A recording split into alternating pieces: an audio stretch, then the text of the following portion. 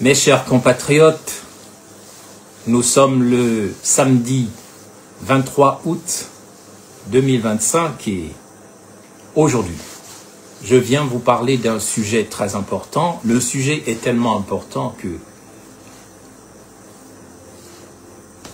il n'est pas étonnant que cette prise de parole de ce samedi 23 août 2025 par votre serviteur Ben Moubamba, il ne serait pas étonnant que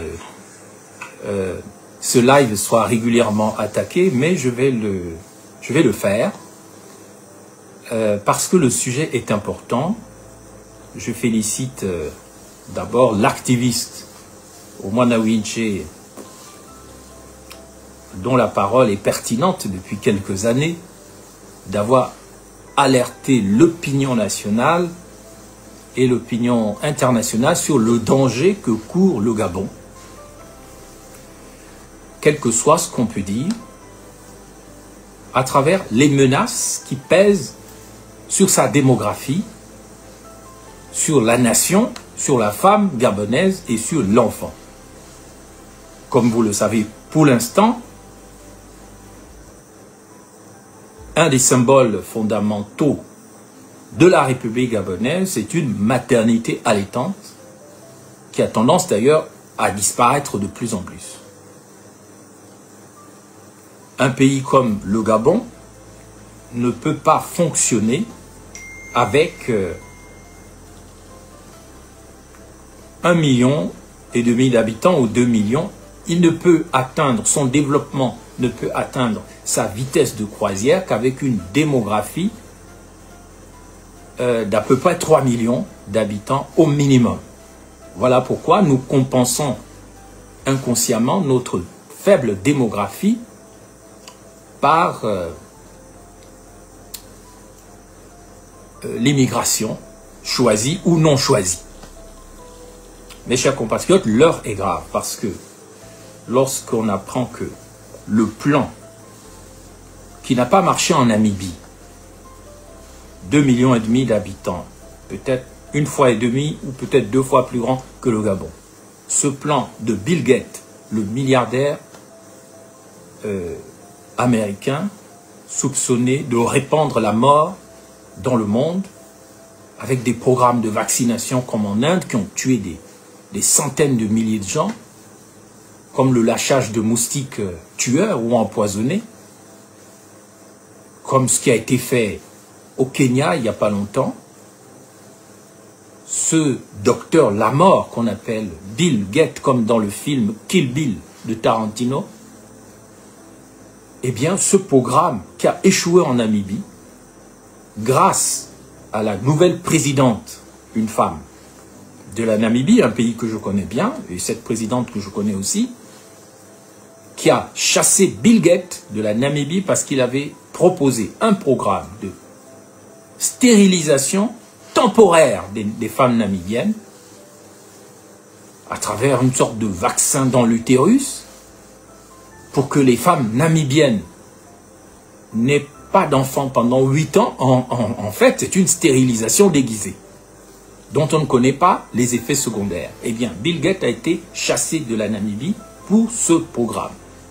Alors même que la Namibie est un pays plus organisé et un des pays les mieux organisés d'Afrique, une des rares colonies allemandes. C'est un des pays qui marche le mieux, qui soit le mieux organisé, où la loi veut dire quelque chose, où les infrastructures sont absolument comme en Europe, avec le Botswana. Ce sont des pays qui fonctionnent bien, mais qui ont besoin de population, parce que le pays est vide. Le pays est vide comme le Gabon. Voilà que Bill Gates vient proposer un programme de contraception, de stérilisation masquée. Et voilà pourquoi, comme dans le film Kill Bill, la présidente de la Namibie va le chasser, non pas avec un sabre, mais avec un coup de pied dans les fesses. Full camp, comme on dit. Ok, full camp.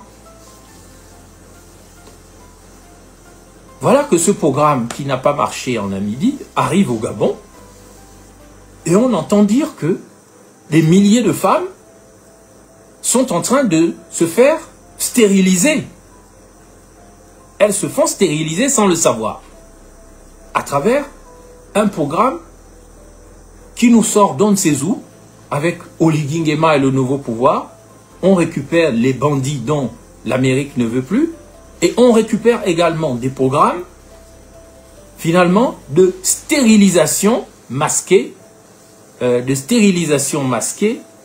des Gabonaises et des femmes qui sont au Gabon, derrière une soi-disant contraception. Et il paraît que les filles du Gabon, les femmes du Gabon, s'en vont à la queue leu-leu se faire vacciner sans savoir que ce programme, non seulement est dangereux pour leur santé, dangereux pour l'avenir de la nation, au moment où Trump paye 1000 $, l'Américain qui veut faire un enfant. 1000 $. Presque 700 000 francs CFA par enfant que les États-Unis acceptent de faire. Parce que, enfin, les Occidentaux commencent à comprendre que la puissance, c'est la démographie. Si vous n'avez pas la puissance démographique, vous pouvez avoir des ressources, vous pouvez avoir un pays merveilleux, vous n'aurez pas les intelligences pour développer ce pays. Donc, vous serez obligé de faire appel à l'immigration choisie, ou vous allez subir l'immigration non choisie, comme c'est le cas de plusieurs pays en ce moment. L'Allemagne qui a tué sa démographie à travers les avortements, la contraception et toutes sortes de politiques anti-population, ce qui fait que l'Allemagne a vieilli. Ils sont obligés de faire appel aux Syriens, à la Turquie, à toutes sortes de peuples du Moyen-Orient pour payer leur retraite, pour faire fonctionner le pays. Et c'est la même chose en France, en Italie et ailleurs. On a colonisé, le diable a colonisé le vagin et le sexe et l'utérus des femmes pour tuer les Occidentaux. Maintenant qu'ils se sont rendus compte, comme l'a dit Nicolas Sarkozy, l'ancien président français, que les Occidentaux sont moins d'1 milliard d'habitants, sur 7 milliards et quelques habitants du monde, le reste sont des Asiatiques surtout, des Sud-Américains, et dans quelques années, l'Afrique peut passer de 1,5 milliard d'habitants à 3 milliards d'habitants aux portes de l'Europe. Donc qu'est-ce qu'il faut faire? Ben, il faut des politiques de colonisation du ventre des femmes africaines. Il faut tuer les enfants. C'est le massacre des innocents. Et surtout, il faut encourager les femmes à accoucher de manière désordonnée, sans aucune norme, sans aucune éducation, de telle sorte que les maladies infectieuses, comme le sida et autres maladies, syphilis et autres, se répandent partout. Ce n'est pas seulement le fait de stériliser qu'on dit que oui, c'est une bonne politique économique, familiale. Ce n'est pas une politique familiale, c'est de la destruction de la femme, de la destruction de la démographie et surtout, c'est la porte ouverte aux maladies infectieuses dans la mesure où la sexualité libre, qui n'est pas faite de manière ordonnée, ben, encourage tout simplement le libertarisme, même chez les petits-enfants, même chez les petites filles ou les petits garçons, sans aucune sécurité de santé. C'est une évidence. Donc, je fais cette émission d'aujourd'hui pour alerter non seulement la population gabonaise, mais aussi les gens qui prétendent diriger ce pays pour leur dire que ce que vous faites, c'est quasiment du crime contre l'humanité. C'est-à-dire, vous n'avez aucune politique familiale. Vous n'avez aucune réforme de la dot. Vous n'avez pas de programme d'éducation sexuelle valable et bantou dans les écoles. Vous avez détruit les familles. Il n'y a quasiment pas de mariage. La plupart, 2/3 des enfants qui naissent au Gabon n'ont pas de père. Il n'y a aucune allocation familiale digne de ce nom. Il n'y a pas d'encouragement de la vie familiale. Et il y a une concentration de la population dans la province de l'Essuie, où est la capitale Libreville, et dans des conditions de promiscuité qui frisent vraiment l'abattoir, parce que les quartiers, 2/3 de Libreville, ce sont des bidonvilles, et nous sommes en train de détruire le Gabon, et si nous n'y prenons garde, comme je l'ai dit, le Gabon va disparaître dans plus ou moins 10 ans. Ce n'est pas dans 100 ans. ça va s'accélérer. D'autant plus que nous sommes en train de vendre et de donner le foncier aux Syro-Libanais, les mines aux Américains, les forêts à on ne sait pas qui.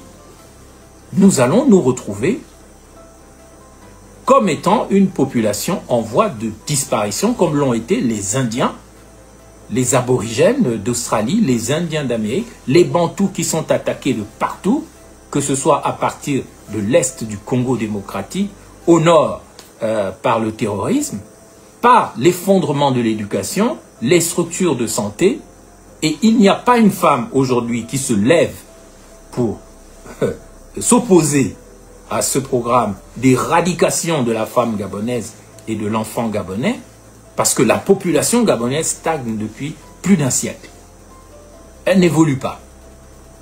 Pourquoi? Du fait de l'hypermortalité de l'enfant et l'hypermortalité de la femme. Et aucun programme n'est mis en place pour protéger la femme et la mère et pour protéger l'enfant de 0 à 5 ans. C'est un programme de mort. C'est ce qu'on appelle dans le nazisme la solution finale. Il y a deux choses dans le nazisme et le Gabon est frappé par ça. Dans le nazisme, le grand prêtre Hitler, le sacrificateur des Juifs, c'était un programme satanique, il parlait de deux choses. L'espace vital. Et nous sommes attaqués au niveau de l'espace vital par nos voisins. L'espace vital de certains, ce sont les territoires du Gabon. Et il n'y a pas de protecteur. Le Gabon n'a plus de père. Plus de père protecteur. Plus de père. Parce que le père, c'est le repère. Et les enfants qui grandissent sans repère, ils n'ont en général pas de père. Pour leur dicter les normes, les principes et les valeurs. Au-delà de la protection de la mère. Mes chers compatriotes, les nazis parlaient de l'espace vital, mais ils parlaient aussi de la solution finale. La solution finale, c'est quand on dit « aujourd'hui, c'est aujourd'hui ». Le monde parent, c'est 3 points de suspension. Aujourd'hui, c'est aujourd'hui. La solution finale, c'est de tuer, massacrer, cogner, tuer, éradiquer.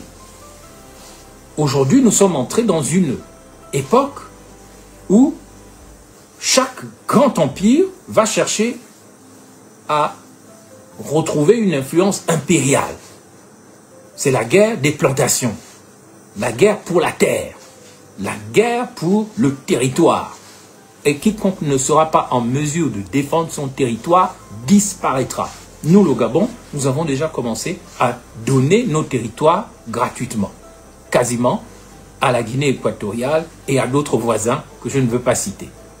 Aujourd'hui, nous voyons bien que la solution finale est enclenchée au Gabon à travers la politique foncière qui consiste à donner même les terres ancestrales aux Syro-Libanais, les hôtels, les terres, tous les marchés. Ce sont les Syro-Libanais. Ce n'est pas un discours. Moi, je suis loin d'être xénophobe et tout le monde le sait. Mais il y a une politique de solution finale en ce moment que Oligui Nguema et ses gens ont validé pour rester au pouvoir. Solution finale, l'espace vital des autres, on donne, pourvu qu'on garde le pouvoir. Ensuite, s'il faut que les gens meurent, ils meurent. Ça s'appelle la solution finale. Ceux qui sont morts parce qu'ils ont été chassés ou déguerpis, ben, ils sont morts. C'est la solution finale. Les enfants qui n'arrivent pas à l'âge de 5 ans, c'est la solution finale, ils meurent.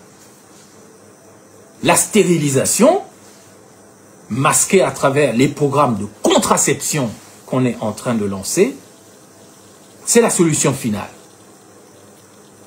Mes chers compatriotes, je vais donc, sans en faire trop, sans trop en dire, développer 4 ou 5 points qui me semblent essentiels pour que les femmes du Gabon et les gens du Gabon comprennent que notre pays est réellement en danger. Il va disparaître.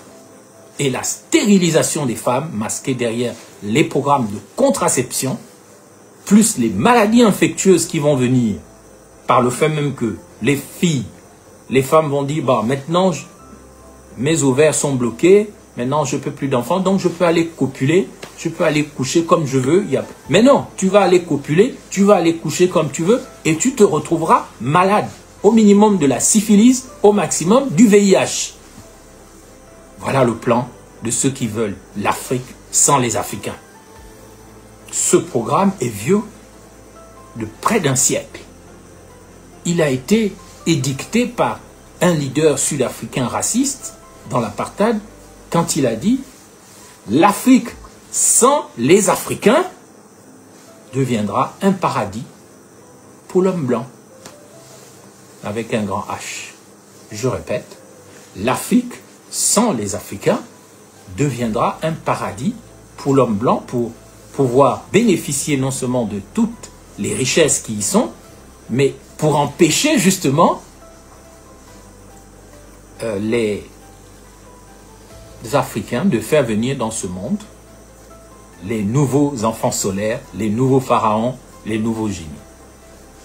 Je vais donc développer rapidement ce propos en attirant l'attention sur ce danger que vient de souligner l'activiste Omana Winche. Il a eu raison de le faire parce que chez nous au Gabon, on ne voit pas, à part quelques filles de la diaspora, on ne voit pas les femmes se lever pour défendre les vraies causes. Les femmes sont soit dans leur coin, même dans la diaspora, elles ne font que parler derrière des pseudos ou chez elles. À la maison, elles ne cherchent qu'à se rouler par terre, comme cette fille qui veut être maire du 6e arrondissement de Libreville, mais on ne sait pas pourquoi elle veut être élue. Elle veut seulement le poste, mais on ne connaît pas son programme, on ne connaît pas les principes, les valeurs et les normes qui font qu'elle veut être maire du 6e arrondissement. Tout ce qu'elle sait, c'est se rouler par terre parce que son dossier a été bloqué. Tant mieux pour elle, son dossier a été réactivé, mais l'image qu'elle a donnée d'elle n'est pas digne de la femme gabonaise. Parce que elle aurait pu s'y prendre autrement avec plus de dignité et attirer l'attention du monde et de la nation par des déclarations fondamentales devant les médias, devant la presse. Nous sommes dans un pays où l'image de la femme gabonaise est totalement salie par des femmes qu'on a vues aux élections présidentielles du 12, c'est le 12 avril 2025, être non seulement candidate sans en avoir les moyens et finir au gouvernement sans en avoir la compétence à l'heure où le pouvoir gabonais dit qu'il veut promouvoir la compétence contre la géopolitique, ce qui est une erreur. On voit des femmes au gouvernement, à l'éducation nationale, on voit des femmes objets pendant la transition, on voit des femmes qui ferment leur bouche, tais-toi, soit seconde, troisième, quatrième dame, soit chisa, soit prostituée, mais ta personnalité, elle n'a pas d'importance. Les seules femmes qui parlent en ce moment, on les voit un peu dans la diaspora, sur les réseaux sociaux, et c'est déjà leur mérite que de montrer que la femme, ce n'est pas seulement « couche-toi là et écarte les jambes ». Tu as une âme, à l'heure où Oligui Nguema dit qu'il a réveillé l'âme de la nation. Mais a-t-il réveillé l'âme de la femme gabonaise, l'âme de la mère, l'âme de la jeune fille, pour que son temple sacré, qui est son utérus, soit protégé des agresseurs, parce que la femme est agressée depuis l'aube du monde. Il suffit d'aller dans l'Apocalypse, chapitre 12, et on vous parle d'une femme qui est enceinte et qui est dans les douleurs de l'enfantement. Il y a là un dragon rouge qui est devant les jambes de la femme, en entendant que l'enfant sorte. Pour qui tue l'enfant? Apocalypse 12. Ce chapitre 12 de l'Apocalypse ne parle pas spécifiquement de quelque chose de chrétien, c'est une reprise de l'histoire d'Isis et de son fils Horus, dont le père a été tué par le frère, Seth, qui est l'ancêtre de Satan. Et Isis réussi à retrouver les parties du corps qui ont été découpées à la machette par son frère, mais elle ne retrouve pas le sexe, le bangala comme on dit, qui est quelque chose de sacré parce que c'est l'antenne. C'est l'antenne qui permet de mesurer la vie. C'est l'obélisque, c'est le silure électrique qui invente le monde lorsqu'il se décharge au niveau électrique, qu'on appelle aussi l'expérience orgasmique, qui est une expérience d'électricité divine, et qui répand la vie, qu'on appelle les spermatozoïdes, jusque dans le temple de la femme, on envoie l'énergie dans le temple, et cette énergie devient la vie, ça devient l'enfant. Mais il y a des forces du chaos qui n'aiment pas ça, et qui ont toujours combattu la vie, soit par la guerre, soit par les contraceptions, soit par les avortements, soit par des programmes de stérilisation. C'est vieux comme le monde. Ce mythe, si vous voulez comprendre le monde, il faut d'abord écouter les mythes. Parce que les mythes, ça parle des mêmes choses que les sciences, mais de manière imagée. Donc l'Apocalypse 12 parle de ça. Du combat d'une force du chaos qu'on appelle Satan ou Secte, le dragon rouge, qui est une histoire aussi égyptienne, des Bantous Kamites, des anciens Égyptiens, qui ont montré que une force du désordre et du néant s'oppose à la vie, mais il faut toujours ramener les choses vers l'équilibre entre le chaos et l'ordre. La politique, c'est réussir l'équilibre entre le désordre et l'ordre, entre ordo ab chaos, comme on dit en latin, l'ordre et le chaos. Il y a des serviteurs du désordre et du chaos, on les connaît. Quand ils sont dans la politique, ils n'ont même pas d'enfants. Ils n'aiment pas les enfants. Demandez-leur qui sont leurs enfants. Ils ne vont pas vous le dire. En Europe, ils sont pleins de dirigeants qui n'ont pas d'enfants. Et ils sont contre l'utérus, le ventre de la femme noire, de la femme gabonaise, de la femme africaine, de la femme bantou. Il faut le comprendre. Et c'est une histoire vieille comme le monde, une histoire spirituelle, une histoire mythologique, une histoire qui est aussi une explication du combat éternel entre ordo ab chaos, entre l'ordre et le chaos, entre le désordre et l'ordre. Donc, à partir du moment où les femmes gabonaises se lancent comme ça à la queue leu-leu, se faire stériliser sous prétexte de contraception, elles donnent l'autorisation à la bête de l'événement, de venir s'introduire dans leur corps afin de saccager leur plantation, de telle sorte que cette plantation ne donnera plus jamais de fruits. Et comment cela a été possible? Mais parce que les hommes, entre autres gabonais, ont démissionné de leur rôle pharaonique, qui est décrit dans le psaume 23, qui n'est pas qu'un texte chrétien, il existait déjà dans les hiéroglyphes, parce que les hiéroglyphes égyptiens, des Bantous Kamites, des Bantous qui sont à l'origine du pharaonisme, ces textes-là parlent déjà, bien avant l'invention des Écritures, bien avant l'invention des Juifs, des Grecs et des Romains, nos ancêtres, les Bantous Kamites, les anciens Égyptiens, avaient déjà gravé sur les pierres et dans les tombeaux égyptiens ces histoires, et vous trouverez quelle est la définition d'un homme au Gabon.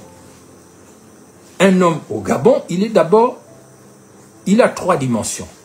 Il est roi, il est Nyamoro, c'est ça que ça veut dire. Il est Narmer, qui a donné Nyamoro, ou chez les Pounous, Ivunda. Et dans le psaume 23, on dit « Ton bâton et ta houlette me rassurent ». Ça, c'est l'âme. L'âme que Oligingema prétend avoir réveillée. L'âme est à l'image de la femme. Et la femme et l'âme, dans le psaume 23, dit « Ton bâton et ta houlette me rassurent ». Le bâton, le pharaon le tient comme ça. La houlette, le pharaon le tient comme ça. Et la houlette, c'est le chasse-mouche. Et le bâton, c'est pour rattraper les brebis perdues. Protéger les brebis perdues. Protéger la communauté. Protéger la femme. protéger la progéniture. Donc, quand on dit « ton bâton et ta houlette me rassurent », on est un homme, un roi protecteur, qui a le chasse-mouche, qui chasse les entités, des bandits, des mouches. Et on est aussi avec le bâton, c'est-à-dire qu'on a un phallus, on a un bangala, on a un pénis, un sexe qui représente une antenne de connexion avec la vie, avec le soleil, avec la vie divine. De telle sorte que cette énergie qui vient du soleil, qui vient tomber là sur ton crâne, elle descend sur ton œil, elle descend sur ta gorge, elle descend sur ton cœur, elle descend sur ton nombril, et elle sort par tes organes génitaux. La sexualité est quelque chose de sacré qu'il ne faut pas négliger et qu'il ne faut pas combattre à travers des programmes sataniques. La sexualité sacrée doit être la circulation de l'énergie divine, à condition qu'il y ait des programmes d'éducation valables. Mais pas les programmes qu'on a là. Il suffit que Macron décide, que Bill Gates décide, que les gens qui n'aiment pas les enfants, qui n'aiment pas l'amour entre les hommes et les femmes, qui n'aiment pas la vie, viennent vous vendre des programmes de merde. Vous vous dites président, vous vous dites ministre de l'Éducation nationale, vous vous dites machin, et vous n'êtes pas capable de voir les pièges. Vous n'êtes pas capable de voir les dangers. Et vous laissez les jeunes filles aller se faire vacciner, aller se faire stériliser derrière des fausses contraceptions, empoisonner, pour en faire des objets de prostitution. Vous ne les protégez pas, donc vous n'êtes pas des Nyamoro. Oligui, tu n'es pas un Nyamoro, tu n'es pas un roi, tu n'es pas un protecteur. Un pharaon qui a le bâton et le chasse-mouche. Ton bâton, ta houlette me rassure. Le Seigneur est mon berger, l'Éternel est mon berger. L'homme est le berger de l'être, la femme aussi. Mais chacun a sa place. L'Éternel est mon berger. Même quand je traverse la vallée de la mort, tu es là, tu me protèges. Mais où sont les protecteurs du Gabon? Moi, je n'en vois pas. Je ne vois que des acteurs jouisseurs qui prennent des femmes juste pour des trous dans lesquels il faut déposer pour une jouissance, mettre les organes, mais on ne voit pas la responsabilité des gens qui se considèrent comme chefs de tout et responsables de rien du tout. Je suis ici pour attirer l'attention des femmes gabonaises et des familles et des hommes. J'attire votre attention sur le programme de solution finale, c'est-à-dire d'anéantissement des Gabonais, de destruction des Gabonais. Il est en cours et le nouveau pouvoir est là pour valider ça. Ils vont vous amuser avec des inaugurations de boutiques, de stations-service, de marchés, mais le vrai programme est là. Donc, j'ai été un peu long dans mon introduction, donc je vais être court dans mon développement. Premièrement, vous devez savoir que les programmes de stérilisation, les programmes de contraception dans le cadre de familles détruites, d'enfants non protégés, sans père et de femmes sans mari, sans berger, ce sont des programmes qui ont pour but le massacre des innocents, que vous avez lu dans les évangiles, que vous verrez dans les anciens textes sacrés. Quand la population devient nombreuse, on lance des programmes d'extermination des enfants, parce que vous devez savoir, au Gabon, vous pensez que les gens en veulent à votre richesse, mais vous trompez. Le Venezuela a du pétrole comme il n'y en a pas dans le monde. Ils sont bourrés de pauvres. Ça n'avance pas. Ils ont l'argent. Ils ont la puissance. Ils n'ont pas besoin de vos richesses. Vous n'êtes pas le pays le plus riche du monde ou le plus merveilleux. la Russie, la Chine, ils ont plus de pétrole que vous. Mais ce que recherche le dragon, c'est pas la richesse, c'est pas la puissance. Ils ont déjà ça. Ils ont les armes de destruction massive. Ce qu'ils ne veulent pas, c'est la naissance dans ce monde des enfants qui n'ont pas la marque de Caïn, c'est-à-dire la marque des vampires, la marque des Mwanamboka. Ils veulent rester entre eux un monde dévitalisé, un monde avec ce qu'on appelle des pré-adamiques, des néandertaliens, des gens avant les homo sapiens, qui sont comme des animaux, des entités sans âme, qui font la guerre en permanence, transformer ce monde en enfer. Donc pour ça, pour transformer ce monde en enfer, parce que l'enfer est leur objectif, dans la solution finale, ne pensez pas que la solution finale, ça concerne que les Juifs. Ça, c'était un entraînement. La solution finale, c'est la destruction des humains, des vrais humains, qui ont de l'empathie, qui ont des émotions, pour ne promouvoir que des robots, c'est-à-dire des vampires, des gens qui aiment la guerre, qui sont comme des tigres, des lions, qui n'aiment que la bagarre. Mais pour ça, s'il faut qu'ils tuent 10 millions de gens pour tuer un seul génie, ils n'hésiteront pas à le faire. Parce que le dragon, lui, il veut tuer l'enfant à naître. Tous les enfants que vous avortez, tous les enfants que vous empêchez de venir, vous ne savez pas dedans s'il n'y a pas des Einstein, s'il n'y a pas des Mandela. Parce que vos enfants, je regrette, a dit Khalil Gibran, un poète libanais, vos enfants ne sont pas vos enfants. Nos enfants ne sont pas nos enfants. On ne se souvient même plus de nos grands-parents ou de nos arrière-grands-parents. Nos enfants sont les enfants de la vie. La vie a besoin de ses enfants. Si vous les empêchez de venir, parce que vous dites, ah non, c'est mon corps, je fais ce que je veux, machin, machin, ce n'est pas parce que le Gabon n'a pas de politique familiale qu'il ne faut pas que les enfants viennent dans ce monde. Moi-même qui vous parle, ça aurait bien été dommage si ma mère ne m'avait pas fait, au prétexte que c'est son corps. Mais ma mère est décédée, elle est partie, c'est fini pour elle. Mais moi, je suis encore là pour vous parler grâce à qui? Mais grâce à une femme.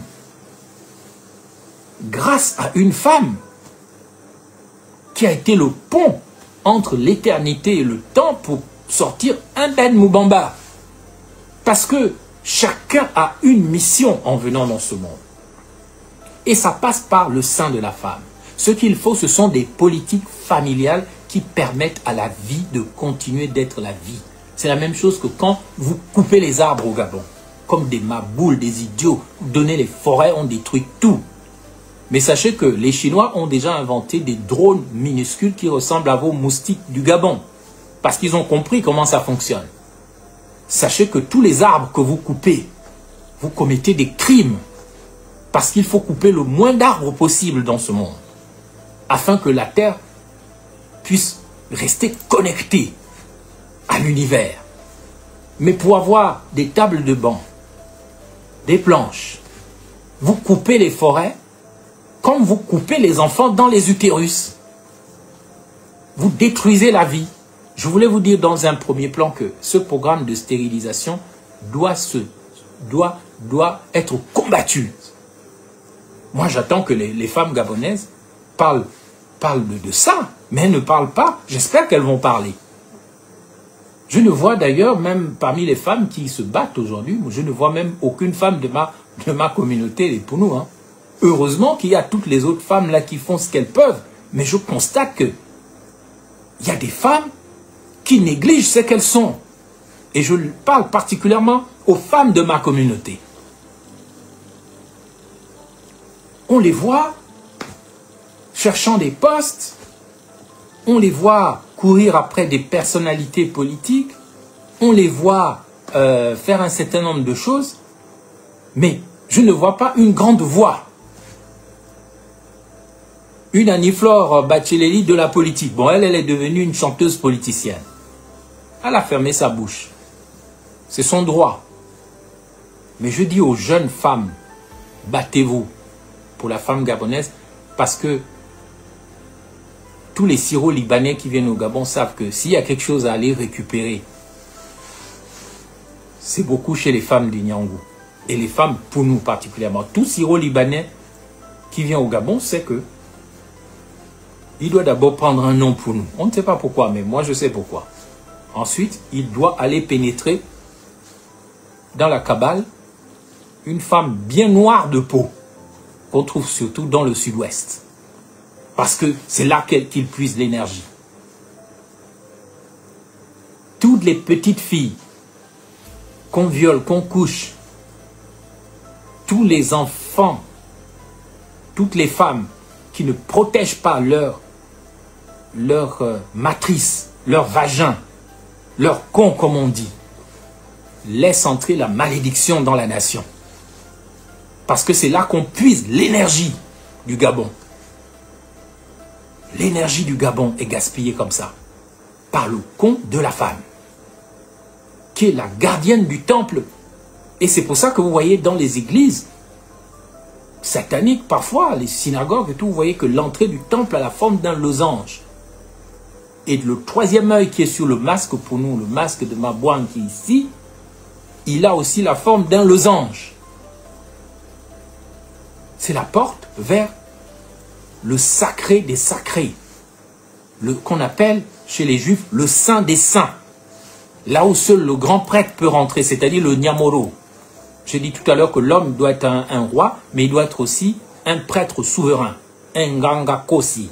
Pas les choses qu'on voit, les bêtises de Dieu en question, les conneries qu'on raconte sur les traditions, les rites, qui ne sont que du vaudou bantouisé.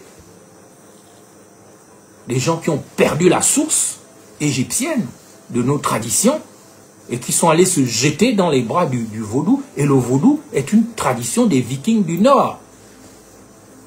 Ça ne vient pas des Bantous. Ils sont entrés au Gabon par le Bénin. Le Bénin, à travers Porto Novo, la Porte Neuve, c'est là que les entités du Nord sont venues entrer. Et c'est par la guerre sexuelle que le Bantou a été vaincu. Voilà pourquoi vous entendez parler de la guerre du Mokab à Moabi. C'est quand les Pounous ont compris que les forces coloniales, blanches et ouest-africaines, tchadiennes et tout, mettaient un point d'honneur de venir coucher les femmes Pounous en mettant le mari sous le lit et qui pouvaient entendre sa femme être violée et ils ont pris les armes. Nyanda Makita et son cousin Zamba ont dit il vaut mieux mourir dans la dignité que d'accepter ça. Et je le sais parce que moi-même, je suis issu d'une grand-mère qui a failli être violée par des miliciens coloniaux chez elle à Moabi, à Mandilou, enceinte de ma mère. Elle se battit contre les forces coloniales à main nue. Elle tua un milicien colonial en l'attrapant par les testicules en disant « Toi, tu ne vas pas me pénétrer parce que mon temple est sacré. En plus, je porte un enfant. » Évidemment, au temps de la coloniale, il n'y avait pas de légitime défense, mais quand même un peu, puisqu'elle a été enfermée à Tchibanga pendant des années. Ma mère est née en prison à Tchibanga parce que ma grand-mère s'était défendue. Elle avait défendu son temple sacré. Aujourd'hui, on ne peut pas se faire pénétrer si on veut sauver la nation en tant que femme, en tant que fille, à la légère. Mais ça, c'est tuer la nation, tuer la tribu, tuer le pays. Donc je voulais vous dire en premier lieu que c'est ça. L'objectif de ces programmes-là, c'est d'empêcher les enfants solaires de venir au monde, parce que les enfants solaires, les enfants génies, les enfants qui ont du talent et du potentiel, ils dérangent le système satanique. C'est la seule raison pour laquelle ils font des programmes de contraception. Ce n'est pas pour vous aider ou de stérilisation. Ça s'appelle dans l'évangile le massacre des innocents. C'est tout. Deuxièmement, je voulais vous dire aussi que les programmes de stérilisation et de contraception sont des programmes pour empêcher la cellule familiale de se mettre en place au Gabon.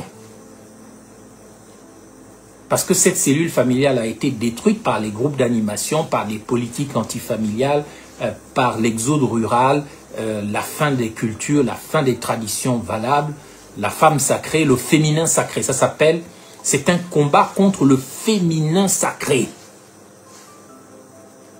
Cherchez bien, hein, pour ceux qui savent, qu'est-ce que c'est que le féminin sacré.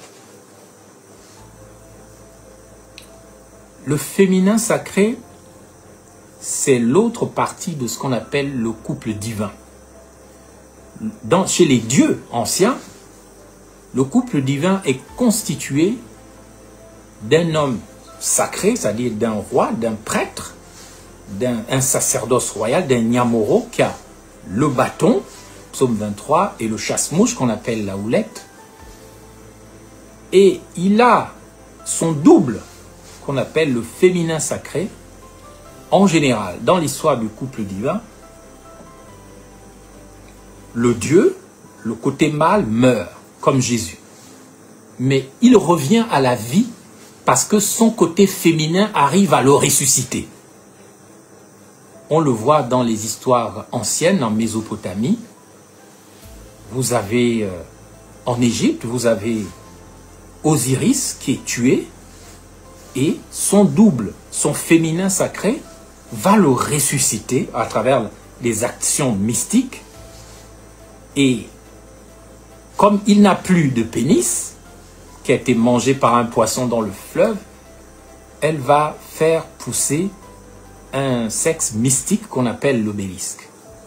Et c'est là qu'il va y avoir l'orgasme nécessaire, spirituel, où Isis, après avoir ressuscité Osiris, avant qu'il n'aille dans le monde de l'au-delà, le monde de l'éternité, eh bien, ils vont avoir le temps de faire cet enfant-là, qu'on va appeler Horus. Voilà pourquoi Osiris est ce qu'on appelle le Christ éternel.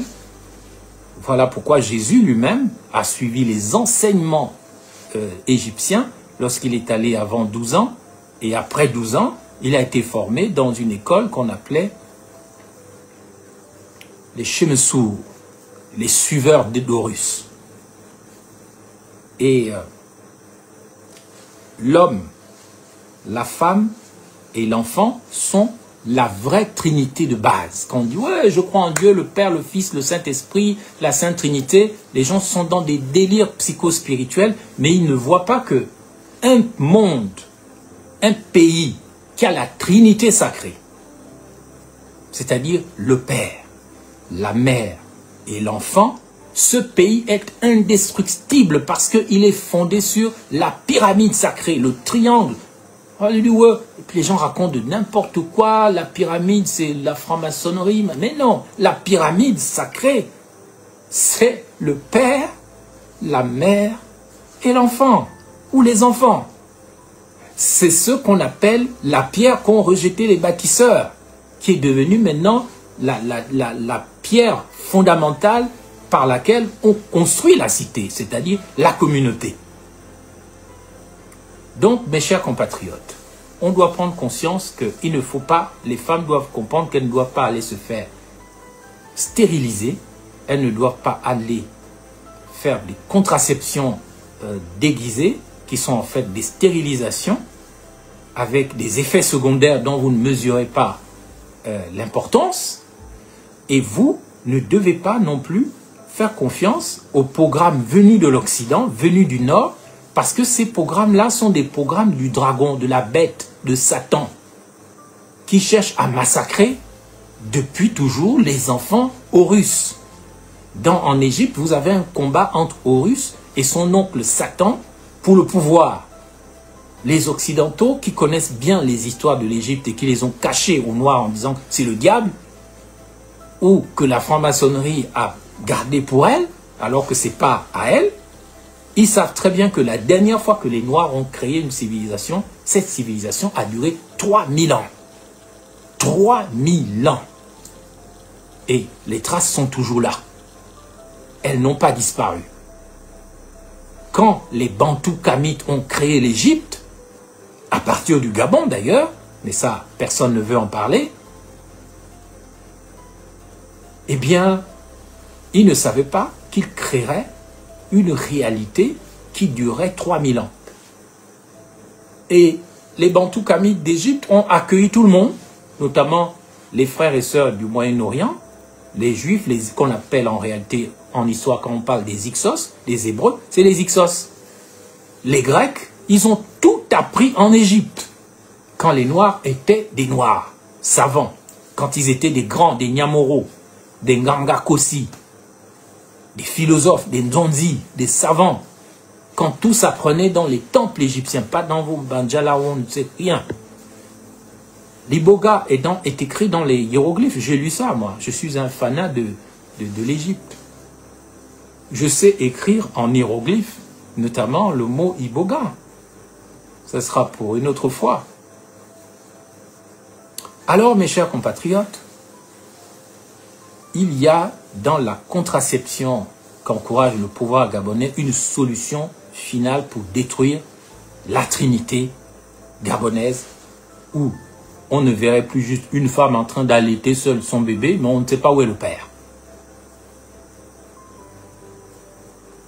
Où on ne verrait plus un homme transformé en vagabond, en Ouvatu Kumba. Il ne sait que parler comme une femme dans les bars. Il ne sait que faire du Kongosa comme une femmelette. Mais il n'a plus de Bangala. Il n'a plus de bâton. Il n'a plus de chasse-mouche. C'est devenu un rigolo. Même quand il va à la présidentielle, il danse. Il bouge son cul. Il monte son Bangala, mais on ne le voit pas. Parce que le Bangala, c'est la force de l'âme. C'est facile de dire, j'ai réveillé l'âme des Gabonais. Mais est-ce que tu sais que l'âme, ça passe par ta tête, par ta colonne vertébrale, et ça sort dans les organes génitaux. C'est ce que tu as réveillé? Tu as réveillé quoi? Tu as réveillé qui? Tu as réveillé la virilité du Gabonais. Le Gabonais a du travail. Le Gabonais est fier de lui. Le Gabonais est un Nyamoro, aujourd'hui, qui sait défendre la femme gabonaise. Et la Gabonaise est-elle une nouvelle Isis qui ne se contente pas de danser et de faire écarte les jambes? La Gabonaise est-elle redevenue dans ton « j'ai réveillé l'âme des Gabonais » Président Oligui Nguema, la femme gabonaise est devenue à nouveau une reine Isis qui se bat pour ressusciter son homme au lieu d'aller se faire copuler derrière le magasin. La Gabonaise est une reine. Oui, vous allez me prouver que vous avez éveillé l'âme du Gabon le jour où vous allez me montrer que le Gabonais, l'homme, est redevenu un roi, un Nyamoro, un Ngangakossi, un Nzondi, un sage. Ce n'est pas la qualité qu'on voit là, que vous encouragez avec vos politiques d'esclaves à perpétuité du système nordique.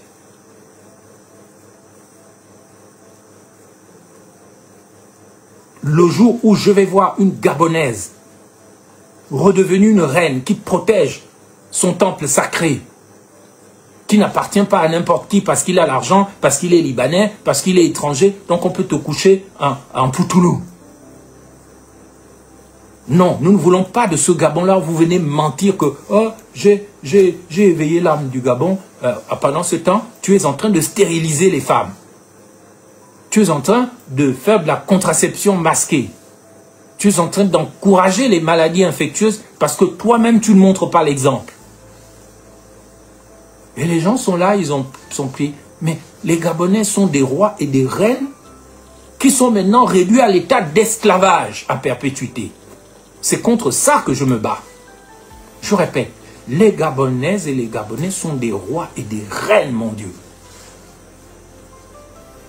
Et je le sais en tant que Gabonais parce que j'ai été combattu beaucoup dans le monde entier, non pas parce que j'étais un mauvais noir, mais parce que en tant que noir, en tant que Gabonais, j'étais au-dessus de la moyenne. J'étais au-dessus même des Occidentaux, intellectuellement, en tant que personne. J'ai subi cette forme de racisme qui veut que, parce que vous êtes meilleur qu'un blanc, mais il va vous combattre. Il ne sait même pas pourquoi il vous combat. Parce qu'il préférait que tu sois un nègre, c'est-à-dire quelqu'un à qui on dit fais ça, tu fais. Quelqu'un qui ne sait rien, qui ne peut même rien apprendre à quelqu'un. On va te dire non, tu es pauvre, tu es machin et tout, alors que non, tu es beaucoup plus brillant. En tant que Gabonais, normalement, Tu es beaucoup plus brillant que n'importe qui dans le monde. Mais les Gabonais, les hommes, sont devenus des esclaves à perpétuité et c'est encouragé politiquement. Et les femmes sont devenues des prostituées. En tout cas, on veut les réduire. C'est ça le vrai kunabélisme. Bouge tes fesses et chantonne un peu, c'est tout ce qu'on te demande. Mais ce que tu as dans le crâne en tant que femme, c'est beaucoup plus important que tes fesses. Le QI est supérieur au Q. Je regrette. Le QUI, c'est-à-dire le quotient intellectuel de la femme, est supérieur à ses fesses. Ça, c'est la révolution qu'il faut faire au Gabon. La dignité de la femme gabonaise, la dignité de l'homme gabonais, et enfin, dans la trilogie, dans la trilogie sacrée du Gabon, l'enfant qui doit avoir droit à une protection de 0 à 5 ans, parce que c'est là qu'il meurt le plus. On a besoin que des enfants solaires viennent dans le monde et viennent au Gabon pour relever ce pays. On veut les tuer et vous allez faire la contraception. Vous allez faire la stérilisation. Et vous, parce que vous avez le soutien de Macron qui n'a pas d'enfants, vous encouragez ce genre de politique. Vous encouragez la politique des billes dont les noms sont cités dans des programmes de massacre des innocents, même aux États-Unis. Donc, je l'ai dit, ces programmes de stérilisation, ces programmes de contraception, ces programmes d'encouragement des maladies infectieuses, parce que soi-disant, on a la contraception, donc on peut coucher comme on veut, eh bien ces programmes-là sont des programmes de destruction de la cellule familiale. L'objectif est que quand vous aurez tous disparu, vous verrez, vous deviendrez comme les Indiens. Nous, les garçons du Gabon, on a été, pendant notre enfance, on nous a manipulés à travers les bandes dessinées qu'on vendait à la gare routière et ailleurs, et les westerns qu'on nous montrait. Les Indiens, c'était les méchants. Mais on ne savait pas pourquoi ils étaient méchants. C'est juste qu'ils avaient des plumes et des flèches, donc ils étaient mauvais. Donc les cow-boys blancs avaient le droit de les tuer, parce que c'était des Indiens, parce qu'ils avaient des plumes. On trouvait normal à travers les bandes dessinées, les rodéos, les Tex Wheeler, même les Zambla, les Hakim Color. On était en Afrique, mais le seul qui avait le droit d'être roi de la jungle, c'était forcément un blanc, comme Tarzan, Hakim ou Zambla. Et c'est comme ça qu'on nous a rendus complexés. C'est à travers les programmations culturelles comme ça. Et aujourd'hui, c'est pareil quand on vient vous vendre la contraception, la stérilisation. On est en train de vous dire que vos spermatozoïdes, vos ovules sont pourris. Ils ne doivent pas donner des enfants qui, comme les Indiens, avaient des plumes, donc il fallait les tuer, mais vos embryons, ils sont noirs. Donc il faut les tuer. Allez, contraceptez-moi tout ça. Avortez-moi tout ça. Il faut un monde seulement avec des blancs, des Syro-Libanais, des Européens, des Chinois, oui, des poissons rouges, tout ça c'est bon. Mais si tu viens me sortir un poisson noir, ou un silure noir, non, là, ça ne va pas du tout. Sortez-moi que des poissons rouges. Ça, là, c'est bon. Mes chers compatriotes, évidemment, j'ai envie de parler longtemps, mais j'aime bien parler. Je suis un docteur quand même. Donc, je connais beaucoup de choses, mais il faut que je m'empêche de parler trop longtemps, sinon on ne retient rien. Donc, je vais finir avec un dernier point qui concerne cette contraception qu'il faut bloquer, qui concerne cette stérilisation masquée et cette provocation à la propagation des maladies infectieuses. Je voulais dire, pour terminer sur le dernier point que je vais évoquer maintenant, je voulais dire que ces programmes sont une attaque spirituelle. Une attaque spirituelle contre les nations bantoues, la nation bantoue en général, et la nation bantoue telle qu'elle est au Gabon. Parce que la nation bantoue n'est pas qu'au Gabon. Le Gabon est un territoire qui a été découpé par les colonisateurs. Il faut en prendre acte, mais il faut savoir que la civilisation gabonaise, c'est la civilisation bantoue. Et cette civilisation n'a été possible que parce qu'elle a toujours produit des femmes matricielles. Les femmes matricielles, qu'est-ce que c'est? La femme matricielle, c'est la femme qui représente le monde. C'est la femme qui porte le monde. Il y a une haine contre la femme qui porte le monde. En science, on l'appelle Ève mitochondriale. Vous allez sur Wikipédia, sur Internet, vous tapez Ève mitochondriale. Cette femme, elle est bantoue. Elle n'est pas autre chose. Elle est bantoue. Elle est noire. Elle ne se décape pas la peau. Elle a la mélanine.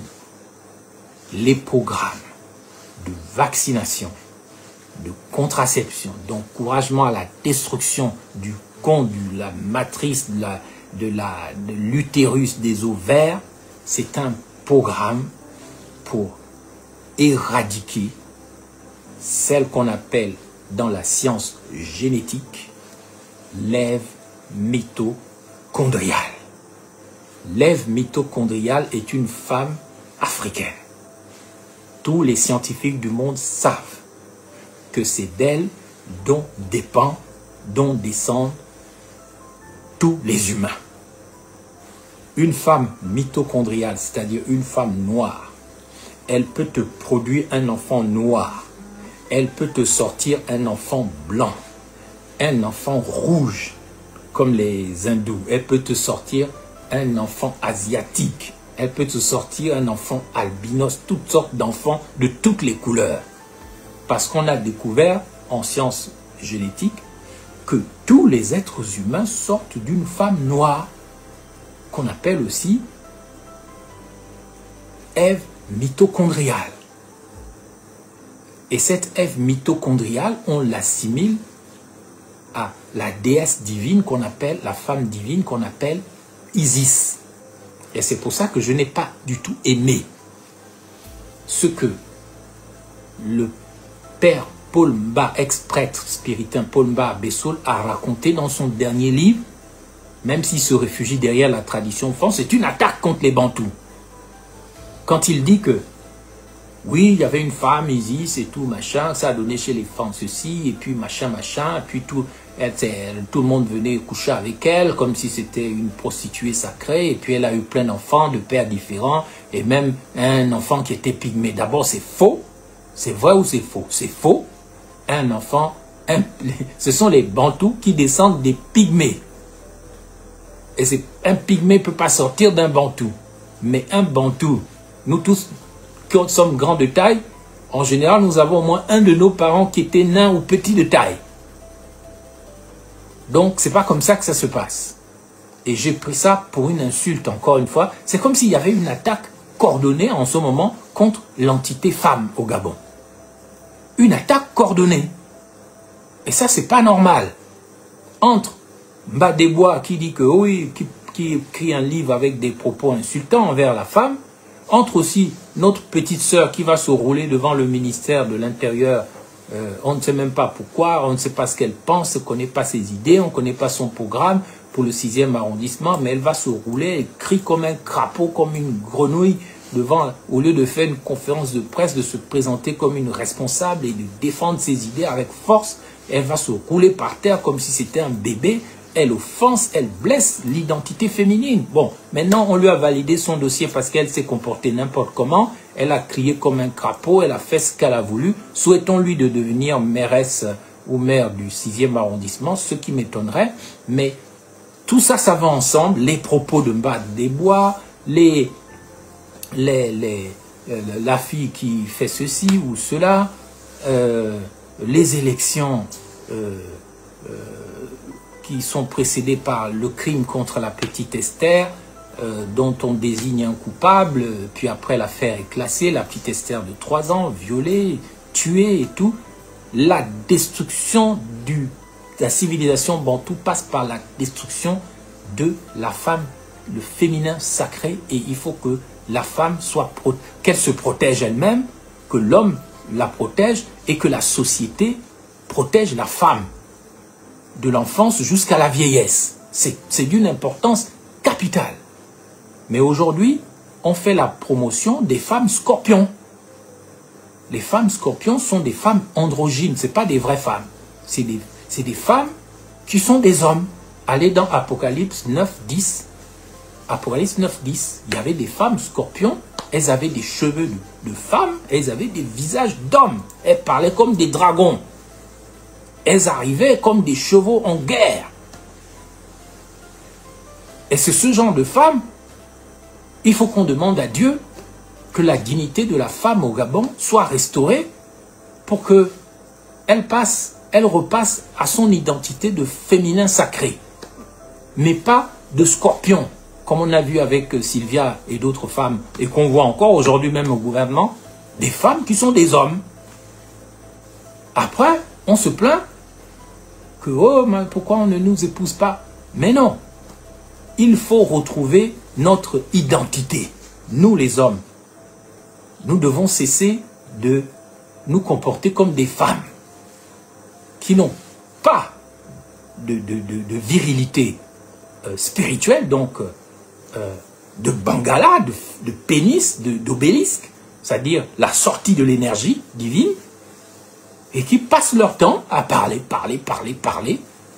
Mais c'est très inquiétant, même la jeunesse gabonaise, les enfants gabonais, ils sont attaqués.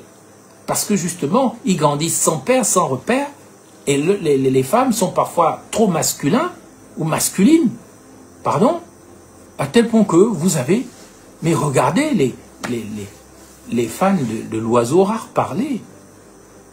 Regardez nos jeunes, quel genre de voix ils ont aujourd'hui, même l'accent.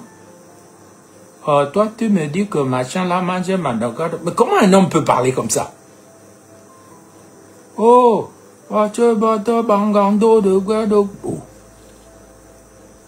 Mais une refonte de...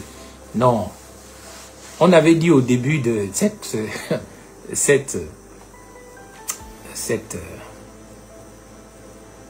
transition, on avait dit tout est à refaire, mais on est reparti à zéro. Hein. Il faut vraiment que,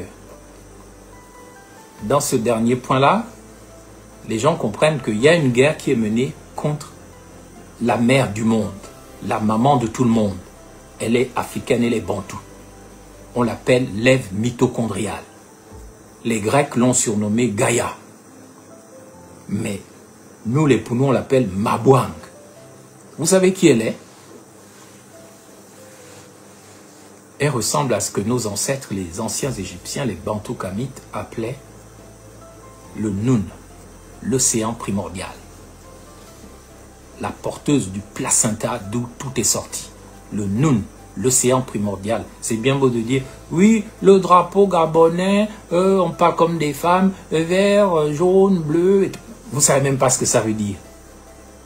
Vous ne savez même pas que le vert du drapeau gabonais nous renvoie à l'homme royal, l'homme primordial qu'on appelle Osiris, le Christ éternel. Vous ne savez même pas que le jaune que nous avons là nous renvoie à Rera Nyambie, Ra, le soleil de justice et de vérité, qu'on appelle aussi Rera Nyangu, ou Rera Nyangoulé, ou Rera Nyangwe, Rera Nyambie. Mais nous sommes dans un pays perdu qu'on est en train de tuer. Toutes les compétences sont éteintes. Et l'autre président chef de tout, responsable de rien, il vient nous dire, j'ai réveillé la nation. En quoi? Ça a commencé où? Réveiller la nation, c'est pas tout le temps faire dans le matérialisme, croire que en cassant les gens, en faisant quelques buildings, que c'est ça réveiller la nation. Des buildings qui appartiennent aux Syro-Libanais, des terres que vous volez aux gens. L'Ève mitochondriale, c'est l'océan. C'est la bleue. C'est elle qui a la matrice. C'est le placenta. C'est du placenta que sort le bébé. Et le bébé, il grandit dans le placenta de la mère primordiale que les Pounous appellent Mabouang. C'est elle que vous voyez sur le masque avec le losange, le troisième œil. C'est avec ce troisième œil-là. C'est avec ce troisième œil-là que tout s'est passé dans le monde fréquentiel. Le monde des principes, le monde des normes, le monde des valeurs. Parce que le Nun, qui est le placenta originel, qui est l'océan, qui est un océan de fréquences, d'ondes, on appelle ça en physique quantique le mur de Planck. Quelque chose qui était avant le Big Bang, avant que la lumière ne soit, avant que Rera Nyambien apparaisse, avant que le Nyangou ne sorte de la fleur originelle, c'est-à-dire du con de l'océan, du bleu de l'océan, qui est un bleu noir, fréquentiel, très vivant, un peu comme le trou, là où se cache le silure en saison sèche. Moi, j'ai passé ma vie dans les villages d'Ouyane sur la route, donc j'accompagnais les mamans à la pêche, donc je regardais tout ça. Comment on sortait le silure du trou qui ressemble au Nun, à la matrice, au placenta, à la mère originelle. La femme est sacrée, mon Dieu. Vous suivez les conneries des Occidentaux qui veulent vous tuer, enterrer vos trous, empêcher le silure de sortir du trou noir, du trou bleu, du placenta. Et une fois, j'ai eu le malheur d'attraper un silure électrique. Là, j'ai découvert qu'est-ce que c'est que l'électricité, c'est-à-dire l'orgasme cosmique qui produit la vie. Parce que j'ai saisi le silure électrique de son trou, et là, il m'a montré que c'est qu'un Dieu qui explose de vie, comme Rera Nyambien. On ne connaît rien. Les enfants ne connaissent rien. Ils grandissent sans repère, dans des cités sans voile, sous un ciel où rien ne luit.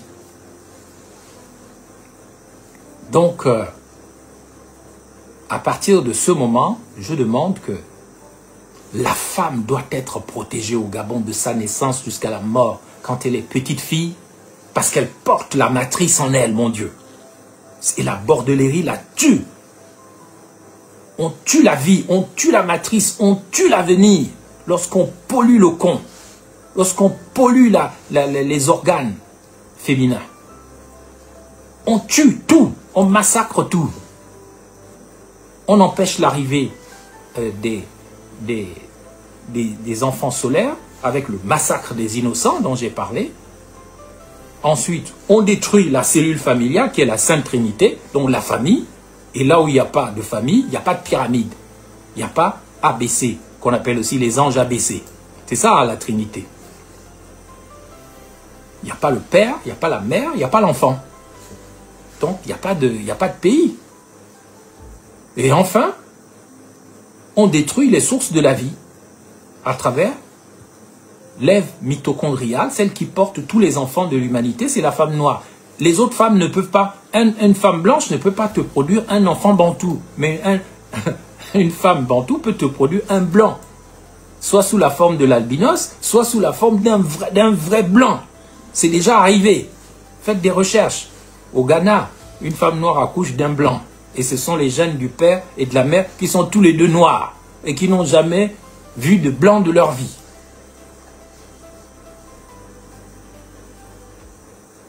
Donc, je tenais à faire cette intervention pour que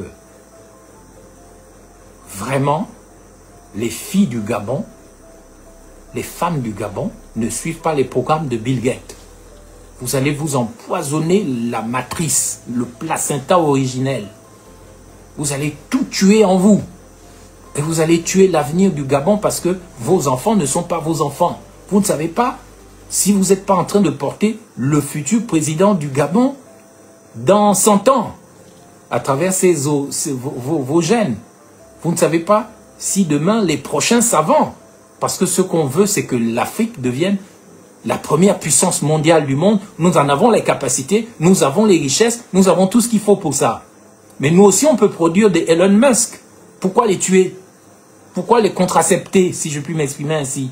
D'où vient cette idée que le spermatozoïde du noir et l'ovule de la bantou, c'est ça le problème du monde? Parce que vous n'êtes pas capable de le dire aux Chinois. Même les Chinois payent maintenant, même la Chine paye les Chinoises maintenant pour faire des enfants. Poutine paye les femmes russes pour faire des enfants. On les paye, on leur donne beaucoup d'argent. Et les Russes font même de la publicité pour que les Africains viennent faire des enfants aux filles russes. Parce que la dernière fois qu'un Africain qui s'appelait Hannibal a été pris entre le Gabon et le Cameroun, vendu par les Turcs, les musulmans, il a fini à la cour des rois russes. Il est devenu le plus grand général russe. Et il est le père de Punchitsky, qui est le père de la littérature russe. Il y a des Blancs très intelligents qui savent qu'il faut aller récupérer les gènes des Noirs si on veut rebooster la civilisation des Blancs. J'en sais quelque chose. Tous mes enfants sont des génies. Mais ils ne serviront jamais le Gabon. Jamais. Parce qu'il y a la corruption, parce qu'il y a tout ce qu'ils ont vu là-bas, toute la saleté, les comportements, ils ont vu ma souffrance, ils ont vu comment leur père a été humilié par des idiots. Donc, qu'est-ce qu'ils vont faire pour le Gabon? Ils n'ont même pas encore fini leurs études, qui sont déjà recrutés, qui sont déjà... Oh oui, il faut aller chercher les gènes des Bantous pour se rebooster, sinon il faut les tuer. Mes chers compatriotes, je voulais que la femme gabonaise prenne conscience aujourd'hui qu'elle est la preuve de l'origine du monde à travers ce qu'on appelle en sciences génétiques la Ève mitochondriale, si vous ne savez pas ça. Et c'est pas un président qui est chef de tout et responsable de rien qui va vous apprendre ça, parce que lui, ce qui l'intéresse, c'est de faire des deals et vendre le Gabon, c'est tout. Et puis, dépenser l'argent du Gabon avec ses proches, ses amis et ses connaissances et ses nouveaux oligarques, comme Maïs Moïsi et d'autres. C'est tout ce qui l'intéresse. La vision du Gabon, il ne l'a pas. Ah, je ne veux pas lui manquer de respect, mais on voit visiblement qu'il répète des choses comme un perroquet, mais il n'a pas la vision du Gabon. Parce que tu ne peux pas dire que j'ai réveillé l'âme de la nation sans le prouver. Comment tu l'as fait? En faisant des programmes de stérilisation des femmes? En faisant des hommes des rigolos? Juste matérialistes? En laissant des enfants se faire, comme Esther, 3 ans, se faire violer et tuer? En étant incapable de faire une commission rogatoire internationale pour aller récupérer Rinaldi s'il est encore vivant? Moi, j'en doute. Mais Oligui Nguema n'a qu'à nous montrer que c'est un Nyamoro. Va chercher Rinaldi. Que Rinaldi se retrouve son père et sa mère et qu'ils forment une pyramide sacrée pour le monde de demain, le Gabon de demain. Mais si tu n'es pas capable de le faire, pardon, ne viens plus nous dire que tu as réveillé l'âme de la nation. Après, tu te fâches que les gens te critiquent. Tu dis on m'insulte. Mais personne ne t'insulte. En tout cas, moi, je ne suis pas un insulteur. Mais c'est quand même invraisemblable ce que tu es en train de faire. C'est incroyable. Nous sommes dans un pays où tu laisses parler tu laisses un rigolo, que je ne veux pas citer aujourd'hui, provoquer une crise internationale diplomatique entre le Gabon et le Bénin. Ce sont ces gens-là qui ont voix au chapitre au Gabon. Et ceux qui ont appris, ceux qui savent des choses, ils sont persécutés, on veut les tuer. Je ne pense pas que le ventre de ma mère accepte ce qui a été fait à son fils. Et de là où elle est, je ne pense pas qu'elle acceptera davantage. Continuez, c'est à vos risques et périls. Je conclus donc en disant que depuis des années, je parle. Les gens ne m'écoutent pas. Et même quand l'histoire me donne raison, les gens ne reconnaissent pas. Aujourd'hui, vous pouvez retrouver sur ma page Facebook un post que j'ai publié en disant, en montrant une prise de parole il y a 2 ans, le 21 août 2023, j'ai fait une publication à l'attention d'Albert Ondossa.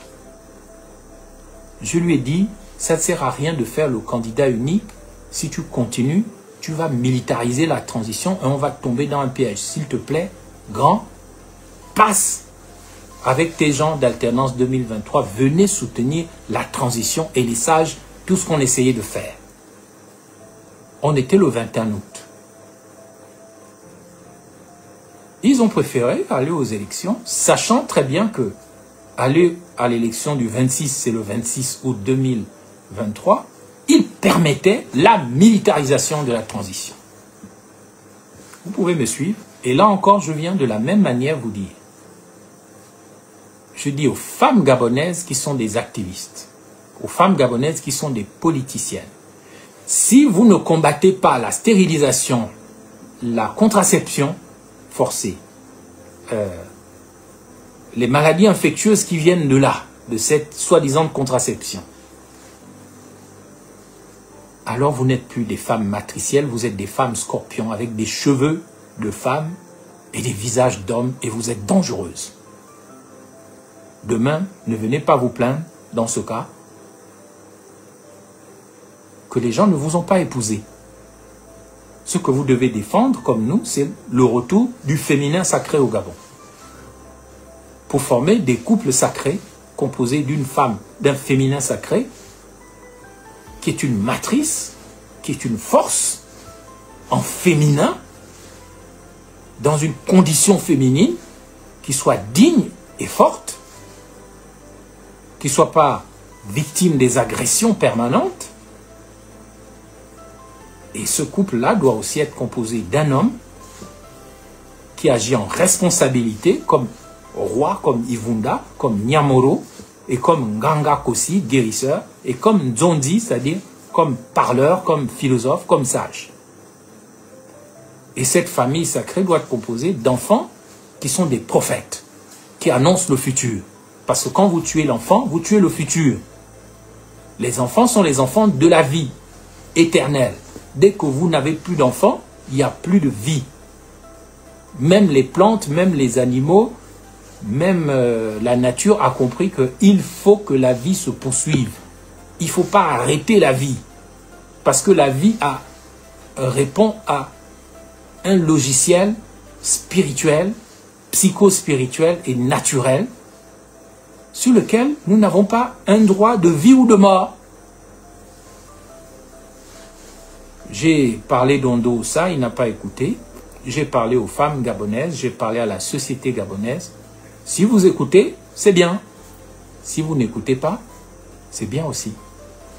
C'était Ben Moubamba, le 23 août 2025. J'étais très heureux de vous parler aujourd'hui. Que Dieu bénisse le Gabon.